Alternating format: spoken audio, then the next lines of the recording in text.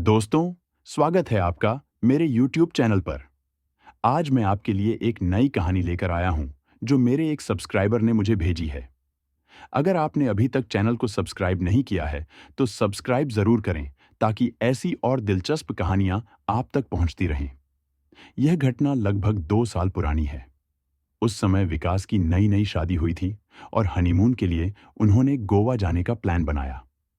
शादी के बाद के रीति रिवाज खत्म होते ही विकास और उनकी पत्नी अपनी गाड़ी से गोवा के लिए निकल पड़े। विकास और उनकी पत्नी ने नेशनल हाईवे 66, पहले नेशनल हाईवे 73 का रास्ता चुना। यह हाईवे मुंबई से गोवा होते हुए कन्याकुमारी तक जाता है। विकास ने कई बार इस हाईवे से जुड़ी डरावनी कहानियां सुनी थीं। कहा जाता था कि यह एक भूतिया हाईवे है, लेकिन विकास इन बातों को मजाक समझता था।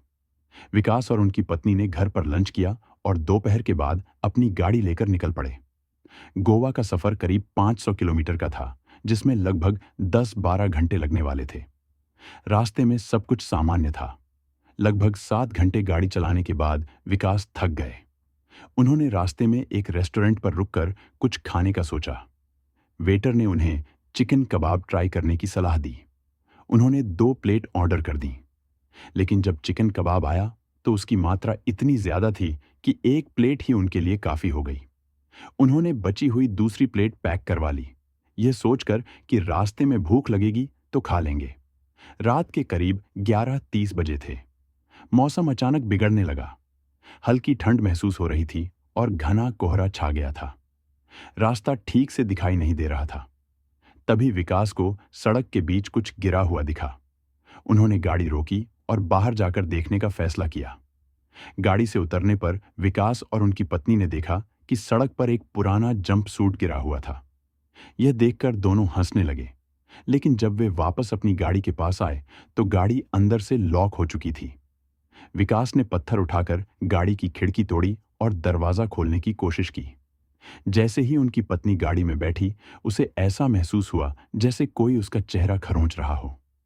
दर्द के कारण वह गाड़ी से बाहर आ गई और विकास को यह बात बताई। विकास ने खुद गाड़ी में बैठकर देखा, लेकिन उसे कोई दिखाई नहीं दिया। फिर भी उसे भी ऐसा महसूस हुआ कि कोई उसके चेहरे को खरोंच रहा है। दोनों घबराकर गाड़ी से बाहर आ गए और वहां से दूर भागने लगे। आगे चलने पर उन्हें एक छोटा सा होटल नजर आया। वहां जाकर उन्होंने सारी बातें रिसेप्शन पर बैठे लड़के को बताईं। लड़के ने कहा कि इस हाईवे को भूतिया हाईवे कहा जाता है। लोग मानते हैं कि यहाँ 3 अदृश्य चुड़ैलें घूमती हैं, जो नॉनवेज खाने की भूखी हैं। ये सुनकर विकास और उनकी पत्नी को अपनी पैक की हुई चिकन कबाब की प्लेट याद आई।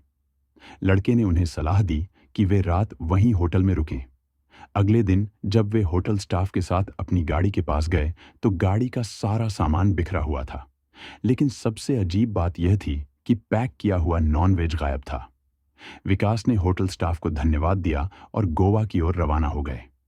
इस घटना के बाद विकास ने भूतिया कहानियों पर यकीन करना शुरू कर दिया। दोस्तों, अगर आपके साथ भी कोई डरावनी घटना हुई हो या कोई कहानी बताना चाहते हो, तो हमें डिस्क्रिप्शन में दी गई ईमेल आईडी पर जरूर मेल करें। आपकी कहानी हमारे चैनल पर शेयर की जाएगी।